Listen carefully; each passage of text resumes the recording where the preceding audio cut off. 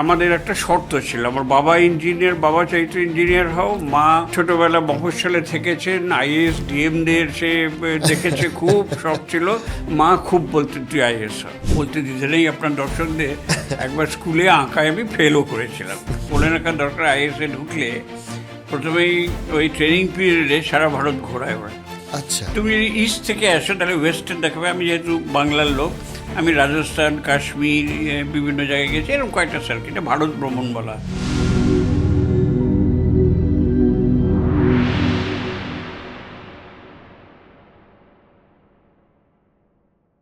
তো স্যার আপনার একটু ছোটোবেলাটা বা কিভাবে ছাত্র জীবন কেটেছে একটু যদি আমাদের।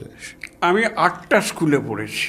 আচ্ছা, বাবার ট্রান্সফারেবল জব ছিল, সে জলপাইগুড়ি থেকে, দার্জিলিং থেকে বহু জায়গায় ট্রান্সফার করতে করতে আমি বড় হয়ে ক্লাস 8 অনওয়ার্ডস আমি কলকাতায় আসি। আচ্ছা, আর কলকাতায় এসে প্রথম যে স্কুলে ভর্তি হয়ে ভুল করে, সেটা পরে জানা গেল, তখন বুঝতে পারিনি, সেটা ছিল অরফানদের, মানে অভিভাবকহীন ছেলেমেয়েদের স্কুলে। না বুঝি ইংরেজি মিডিয়াম দেখে ঢুকে পড়েছি, বাবারা দিয়েছিলেন। যাই হোক, ভুল বুঝতে পেরে পাল্টে তারপর অন্য স্কুলে গেলাম। তো বিভিন্ন জায়গায় গ্রামে গ্রামে গিয়ে আমরা শহরে শহরে মফস্বলটা ভালো দেখেছি। তো স্যার তারপর আপনার ছাত্র জীবনে আপনার ব্রিলিয়ান্ট সমস্ত রেজাল্ট, কলেজ জীবনটা একটু যদি বলেন। কলেজ জীবন প্রেসিডেন্সি, তার আগে আমার ক্যালকাটা বয়েজে পড়েছি এবং আমরা হচ্ছি লাস্ট ব্যাচ অফ 11, এবং তারপরে প্লাস 2টা সিস্টেমটা শুরু হয়ে গেল।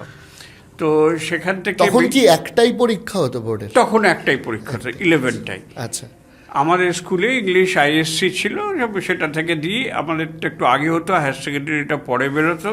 তো ওই 3 মাস খুব বাড়তি ছুটি পাওয়া যেত, খুব মজা।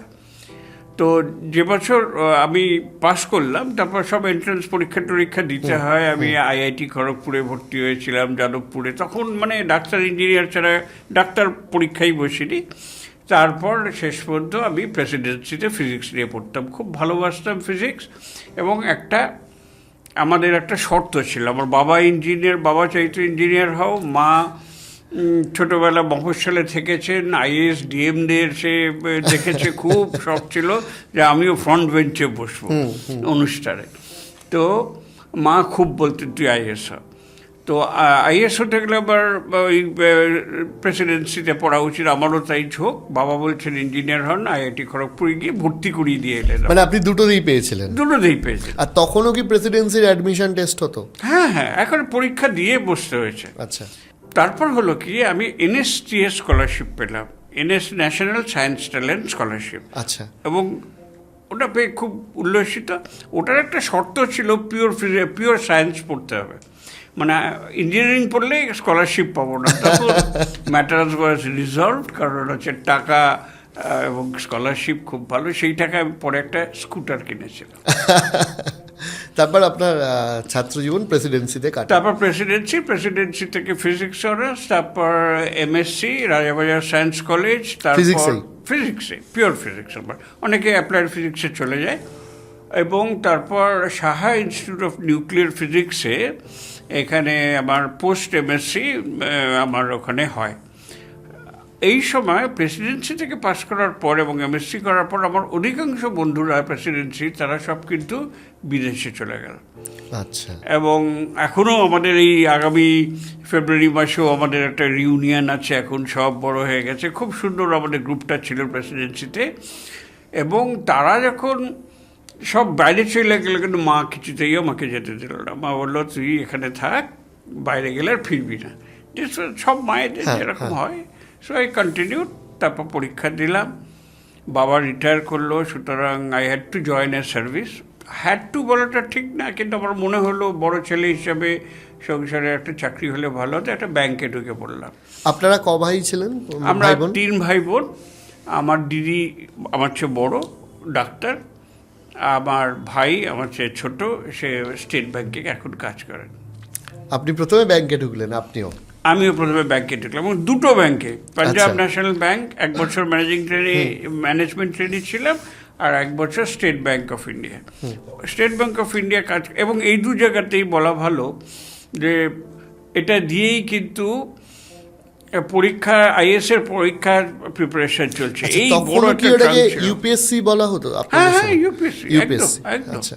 ইউপিএসসি পরীক্ষা দিয়ে, এবং সেইটা সে ট্রাঙ্ক নিয়ে নিয়ে আমি ঘুরতাম। আমার মনে আছে সে চেন্নাইতে আমাদের মেস করে আমরা ছিলাম, তখন আমি ট্রাঙ্ক নিয়ে নিয়ে পড়েছি, মানে পড়াশোনা আর চাকরি একসঙ্গে চালিয়েছি। তারপর আমি পায়ে এসবিআইতে, আমার মনে আছে এসবিআইতে কাজ করছিলাম ডেস্কে বসে, হ্যাঁ। তখন শুনতে পেলাম যে রেজাল্ট বেরিয়েছে। একেবারে ট্রেনে করে, আমার রানাঘাটে পোস্টেড ছিল, নদিয়া রানাঘাটে ট্রেনে করে, এবং উৎকণ্ঠায় সময় কাটছে না। সেই সময় বলে সুনীল গঙ্গোপাধ্যায়ের যে বই আছে তখনকার দিনে রবীন্দ্রনাথ ইত্যাদিদের নিয়ে, ওটা পড়তে পড়তে আসলাম, এবং পিআইবিতে গিয়ে কেসি দাসের উপরে নিজের রোল নাম্বার দেখে আমি ভাবলাম একটা জিনিস, দিস চেঞ্জেস এভরিথিং। আর সত্যি সেটা আপনি নিজের জীবন এবং বহু মানুষের জীবন চেঞ্জেস করেছেন আপনার কাজের মাধ্যমে। স্যার, এবার আপনার আর্টিস্টিক জার্নিতে আসি। আপনার অসম্ভব সুন্দর কিছু চিত্রশিল্প আমি নিজেও ব্যক্তিগতভাবে দেখেছি। আর্ট নিয়ে আপনার ইন্টারেস্টটা কী করে জাগলো, বা কোন বয়স থেকে জাগলো? আমি তখন দার্জিলিংয়ে ক্লাস 7 বা 8-এ পড়ি। আমাদের স্কুলে একটা প্রজেক্ট দিতে হতো। তো আমার নকাকা বলি, আসলে দাদু, উনি থাকতেন আমাদের দার্জিলিংয়ে, জয়েন্ট প্রপার্টি ছিল, আমি ওখানে থাকতাম। উনি বললেন, ন্যাশনাল জিওগ্রাফিক ম্যাগাজিন আছে, ওই যে হলুদ রঙের বর্ডারটা তখন আমাদের ওখানে আসতো, তারা একটা কভার করলো ইমপ্রেশনিস্ট আর্ট নিয়ে। তো উনি বললেন যে তুমি এইটা নিয়ে প্রজেক্ট করো, স্কুল থেকে একটা প্রজেক্ট করো। সেই যে আমাকে আর্টে ঢুকিয়ে দিলেন, এবং রেমব্রান্ড, ক্লদ মোনে, ভ্যান গগ এবং অন্যান্য দের সঙ্গে পরিচিত করিয়ে দিলেন ম্যাগাজিনের পাতায়, অন্য কিছু নেই। সেই থেকে ইন্টারেস্ট হলো। বয়সকালে যখন বিদেশে যাওয়ার সুযোগ হলো, তখন বিভিন্ন ইন্টারন্যাশনাল আর্ট মিউজিয়ামে মনের মতো ঘুরেছি, কি লুভার, কি অন্যান্য জায়গায়, এই আমস্টারডামে বিভিন্ন van গগ museum, museum of modern art, সব দেখে আমার একটা অ্যাফিনিটি ছিলই। কিন্তু আঁকতে আমি পারতাম না। বলতে দিতে নেই আপনার দর্শকদের, একবার স্কুলে আঁকায় আমি ফেলও করেছিলাম।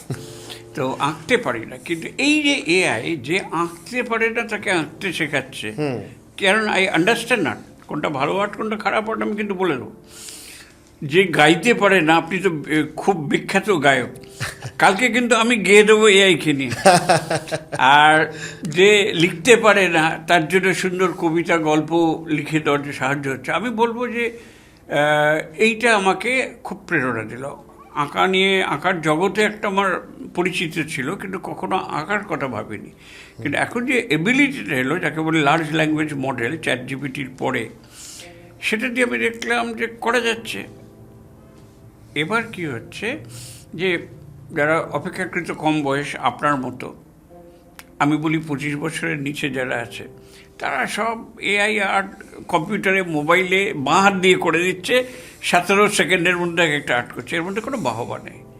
কিন্তু আমি দেখলাম বৃহত্তর লোক, এবং এই চিন্তাটা আমার আসছে যে এআইতে বাংলাদেশ ভালো করতে হবে। আমি ওটাকে এনে প্রিন্ট করিয়ে সবার সামনে রাখলাম। ওই যে এক্সিবিশনে আপনি গেলেন, কত লোক যে জিজ্ঞেস করছে এটা কি, এটা কি ডিজিটাল প্রিন্টিং, এটা কি ফটো তোলা, তারা জানেই না যে এআই আঁকতে পারে আনটাচ বাই হিউম্যান। আমি খালি টেক্সট প্রম্পটটা দিয়েছি আর সিলেক্ট করেছি। এইটা মানুষের মধ্যে একটা চেতনা জানানো আমার একটা ইচ্ছে, যে you don't know what is happening in the world of AI. Definitely. তো এইটা করে আমি দেখছি যে বেশ ভালোই তো হচ্ছে। এটা আমার আঁকার সেই স্পৃহাটা, যেটা ছোটবেলা আমি শুরু করেছিলাম, পারতাম না, কিন্তু নিজের মতো করে অবসর জীবন যাপন করছেন, এটার ভীষণ এটা প্যাশন এবং হবি, হবি এবং প্যাশন। আপনি দেখলেই আমি খুশি, আপনাকে ছবি কিনতে হবে না, আপনি দেখলেই আমি খুশি, এবং খুবই খুশি হয়েছি সত্যি করে। আপনাকেও এই সুযোগে ধন্যবাদ জানাই আমার স্টলে আসার জন্য, যারা যারা এসছেন এবং তারা প্রশ্ন করছেন। একটা লাস্ট কথা বলে আমার উদাহরণ শেষ করছি, যে একটা এই গত ডিসেম্বরে আমি দার্জিলিং গেলাম। মানে এই সময় ছাড়া তো কাঞ্চনজঙ্ঘা দেখা যায় না, সবসময় মেঘ। সানসেটের সময় অনেকক্ষণ বসেছিলাম দেখতে, খুব ভালো লেগেছে, চোখে লেগে আছে। সেটা আমি টেক্সট প্রম্পটে দিলাম যে সানসেট হচ্ছে দার্জিলিংয়ে, কাঞ্চনজঙ্ঘা দেখা যাচ্ছে, লাল হয়ে উঠছে, উপরে মেঘ, নিচে পাহাড়ে আস্তে আস্তে স্ট্রিট লাইটগুলো জ্বলে উঠছে এবং আস্তে আস্তে অন্ধকার নেমে আসছে, আমি দেখছি এবং আমার সঙ্গে একটা রোবটও দেখছি। আঁকো তো দেখি। তারপর 4-5টা ট্রায়াল করার পর এলো এবং সেটা এই এক্সিবিশনেই লঞ্চ করলাম এবং ওটা কেউ একজন নিয়েও নিলেন। সো আই থিঙ্ক এইগুলো যে অসাধারণ একটা ব্যাপার। না, আমি তো চোখের সামনে দেখলাম যে ইন্টারন্যাশনাল বায়ার্সরা ওখানে এসছিলেন এবং তারা দেখে অনেকেই আপনার ছবি পছন্দ করলেন এবং আমার সামনে একটি লাল টিপ পড়ে গেল। লাল টিপ পড়ে গেল, ইউর রাইট। মানে আপনি তো লাল আঁকার টিপ, জগতের লোক। দর্শকদের সুবিধার্থে বলে রাখি, লাল টিপ মানে হচ্ছে সেই আঁকাটি কেউ গ্রহণ করছেন বা কিনেছেন। বায়ার পাওয়া গেছে আর কি, বায়ার পাওয়া গেছে। তো এইটা স্যার হলো আর একটা আপনার থেকে আমার জানার ইচ্ছা। আপনার বহু দেশ ভারতের বাইরেও ঘোরা হয়েছে, সব থেকে ভালো লেগেছে কোন কোন জায়গাগুলো? ভারতের মধ্যে 1 মিনিট বলি। হ্যাঁ, শিওর। আমার মতে প্রচুর জায়গায় আমি বেরিয়েছি সারা ভারত। আমাদের ভারত ভ্রমণ থেকে বলে রাখার দরকার, আইএসএ ঢুকলে প্রথমেই ওই ট্রেনিং পিরিয়ডে সারা ভারত ঘোরায় ওরা। আচ্ছা, তুমি যদি ইস্ট থেকে আসো তাহলে ওয়েস্টার্ন দেখাবে। আমি যেহেতু বাংলার লোক, আমি রাজস্থান, কাশ্মীর, বিভিন্ন জায়গায় গেছি, এরকম কয়েকটা সার্কিটে ভারত ভ্রমণ বলা হয়। অনেক জায়গায় আমি গেছি, তারপরে যেভাবেই হোক বেড়াতে বা কর্মসূত্রে। একটা প্রধান খুব ভালো জায়গায় লেগেছে হচ্ছে Ladakh. I think the beauty is not only outstanding, it is different. পাহাড় আর সমুদ্র, বড় জোর মরুভূমি, কিন্তু পাহাড় প্লাস মরুভূমি প্লাস পিয়াংগং লেককে যদি আপনি ধরেন, আপনি গেছেন? লাদাখ যাইনি, Kashmir you must go if you love travelling. But যেহেতু আমি জিও পলিটিক্স প্রচণ্ড ফলো করি, লাদাখ আমার প্রায় প্রতিদিনের চর্চার মধ্যে একটা চর্চার অংশ। মধ্যে আছে, কিন্তু Even tourism মানে বিশেষ করে এই গালওয়ান ইভেন্ট হওয়ার পর থেকে। That's true, that's true, that is very true. তো এইটা একটা আমি বলবো। তাছাড়া ভালো ভালো জায়গায় কাশ্মীর, গোয়া, রাজস্থান সবই ভালো। আমার আপত্তি, ওয়াইল্ড লাইফ খুব পছন্দ করি। বিদেশের মধ্যে অনেক জায়গায় আমি গেছি, সব কন্টিনেন্টেই আমার ঘোটা। ওয়ান অফ দ্য বেস্ট, এটা ক্লিশে, মানে নতুন কথা কিছু বলতে পারছি না, সুইজারল্যান্ড সত্যিই বড় সাজানো জায়গা। লুসান লেকের পাশে ট্রেন করে যখন যাচ্ছেন, একদিকে বরফ আরেকদিকে জল, সবুজ ঘাস, তার মধ্যে দিয়ে ট্রেন যাচ্ছে, ছবিতেও বোধহয় এত সুন্দর আঁকা যায় না। আমার ল্যান্ডস্কেপই বেশ ভালো লাগে। অনেকে প্রত্নতত্ত্ব বা ওইসব জায়গায় যান, আমিও যাই, কেন যাব না। প্রকৃতির বিষয়ে আপনার সুইজারল্যান্ডটা বেস্ট লাগে? ইফ ইউ আস্ক মি যে ফাইনালি তোমাকে একটা দেশের নাম করতেই হবে, তাহলে সুইজারল্যান্ড। আমি অলরেডি 2 বার গেছি।